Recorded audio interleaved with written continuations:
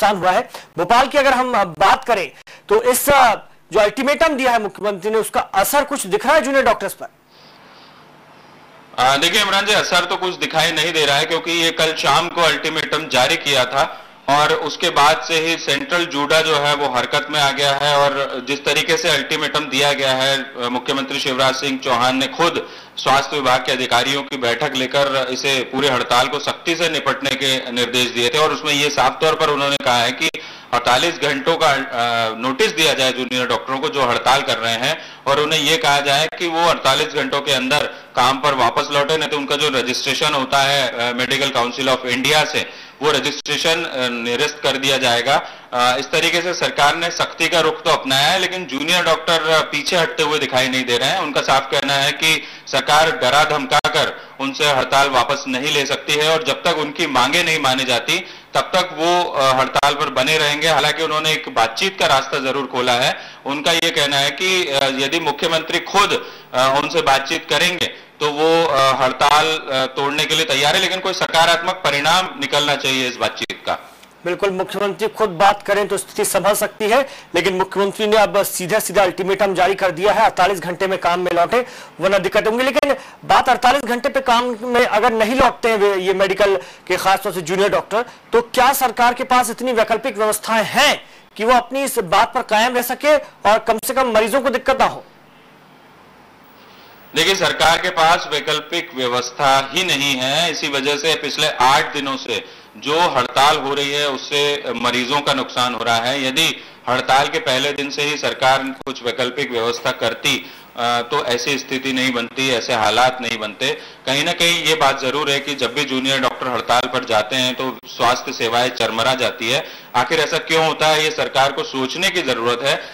क्यों junior doctors पर इतना निर्भर रहते हैं अस्पताल, क्यों जूनियर डॉक्टरों के बगैर अस्पतालों में काम नहीं चलता है, ये तमाम सवाल है जिसे सरकार को गंभीरता से सोचना चाहिए कि एक विंग जो है अस्पताल का, वो यदि हड़ताल पर चला जाता है तो सारा कामकाज ठप हो जाता है, कोई इलाज नहीं होता, मरीजों की मौत होती है, कोई देखने के लिए तैयार नहीं होता। तो आखिर में ये व्यवस्थाओं का खामियां हैं और सरकार को इस पर ध्यान देने की जरूरत है। ऐसा नहीं है कि सरकार के पास डॉक्टरों की कमी है, जो सीनियर डॉक्टर है वो अपनी सेवाएं दे सकते हैं, लेकिन जो सिस्टम एक बिगड़ा हुआ है वो सिस्टम को सुधारने की कोशिश सरकार ने अब तक नहीं की है। पिछले 2-3 सालों में हम देखें कि जूनियर डॉक्टर 5-6 बार जो है हड़ताल पर जा चुके हैं। इसके बावजूद हर समय जब हड़ताल होती है तब व्यवस्थाएं बिगड़ जाती है, और जब जूनियर डॉक्टर काम पर लौट आते हैं तब सब कुछ ठीक होने लगता है।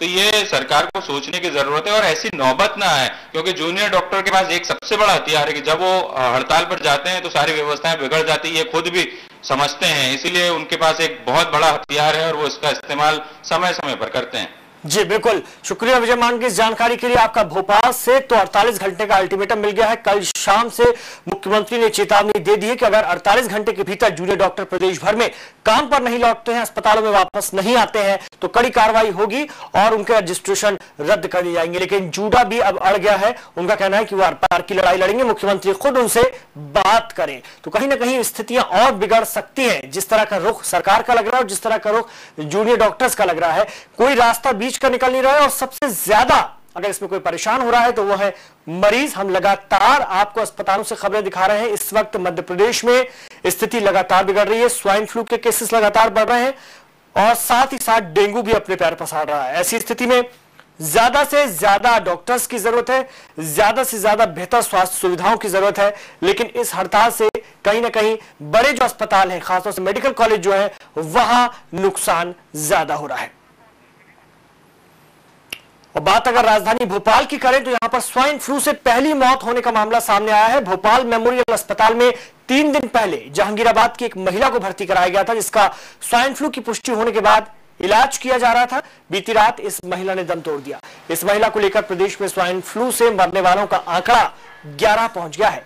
भोपाल में इस वक्त अलग अलग अस्पतालों में स्वाइन फ्लू से पीड़ित 10 लोगों का इलाज चल रहा है, जिनमें 7 की हालत नाजुक बताई जा रही है। स्वास्थ्य सचिव के मुताबिक राज्य में 37 मरीज स्वाइन फ्लू पॉजिटिव मिले हैं, जबकि अब तक 90 मरीजों की जांच कराई जा चुकी है। इस बीच खबर आई है कि मध्य प्रदेश में स्वाइन फ्लू से एक और मौत हो गई है। सागर में यह मौत हुई है।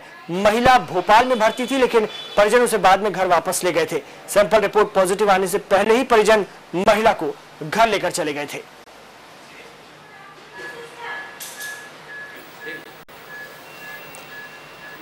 और संवाददाता विजय मांगे का हम रुख करेंगे, इस वक्त भोपाल से हमारे साथ जुड़े हुए हैं।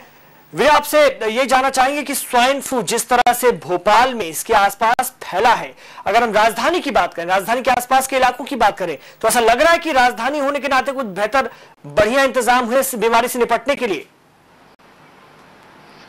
देखिए इमरान जी, स्वाइन फ्लू से निपटने के लिए पहले भी पिछले साल जो व्यवस्थाएं थी वही व्यवस्थाएं अभी भी है, लेकिन जो मरीज आ रहे हैं उनके जो जांच रिपोर्ट में देरी लग रही है उसके कारण मौत की संख्या लगातार बढ़ती जा रही है, क्योंकि एक दिन के अंदर रिपोर्ट आती है जबकि थोड़ा सा रिपोर्ट जल्दी आना चाहिए। सागर की बात करें तो एक महिला को यहाँ पर भोपाल में भर्ती कराया गया था। 23 तारीख को जब उनको ऐसे सिम्टम्स दिखाई दिए कि वो स्वाइन फ्लू की शिकार हो सकती है तो उनकी जो सैंपल लिए गए उसके बाद रिपोर्ट भेजी गई। कल शाम को 24 तारीख को उनकी जो रिपोर्ट है वो पॉजिटिव आई है, लेकिन इससे पहले ही जो परिजन है उसे सागर वापस ले गए और अब ये पता चला है कि वहां पर उनकी मौत हो गई है। तो दूसरा एक और 5.5 साल का बच्चा है छोटू, जो कि होशंगाबाद का रहने वाला है, वो उसे स्वाइन फ्लू पाया गया है। उसका रेनबो जो निजी अस्पताल है वहां पर इलाज चल रहा है। स्वाइन फ्लू के लिए एक तो हमीदिया जो अस्पताल है उसको नोडल सेंटर बनाया गया है, उसके अलावा प्रदेश जो राजधानी के कुछ निजी अस्पताल हैं वहां पर भी स्वाइन फ्लू के मरीजों का इलाज किया जा रहा है। और सबको यही हिदायत दी गई कि यदि कोई स्वाइन फ्लू के सिम्टम्स दिखाई देते हैं तो सबसे पहले उनकी सैंपल रिपोर्ट यहाँ जिला प्रशासन को भेजी जाए ताकि वो आगे की कार्रवाई कर सके। और इस तरीके से अब तक जो है भोपाल में जो है 7 मरीज हैं जिनका इलाज चल रहा है, स्वाइन फ्लू से पीड़ित पाए गए हैं। उसमें से 4 की हालत गंभीर है और उनको क्रिटिकल केयर यूनिट में रखा गया है जो स्वाइन फ्लू के लिए बनाई गई है, आइसोलेटेड वार्ड बनाया गया है, वहां पर उनका इलाज चल रहा है। तो कुल मिलाकर जहां तक व्यवस्थाओं की बात करें तो जो N95 मास्क होता है हालांकि वो नहीं है, लेकिन सबको हिदायत यही दी जा रही है कि वो कम से कम इसका बचाव करे स्वाइन फ्लू का, और जो परिजन है वो खुद अपने को दूर रखे उस मरीज से, और जो आइसोलेटेड वार्ड है एक अलग कमरे में उसकी सारी व्यवस्थाएं की जाए। तो एक ये कहना चाहिए कि जागरूकता ही स्वाइन फ्लू का बचाव है, ये सरकार कहती आई है और लोगों को भी ये समझना चाहिए। लेकिन पिछले साल के मुकाबले देखा जाए तो इस बार स्वाइन फ्लू का आंकड़ा कुछ कम है, लेकिन तो भी एहतियात बरतने की जरूरत है। और जूनियर डॉक्टरों की हड़ताल ने इस मौसमी बीमारी जो है उसको और ज्यादा गंभीर बना दिया। धन्यवाद विजय मांगे भोपाल से आपका इस जानकारी के लिए। तो राजधानी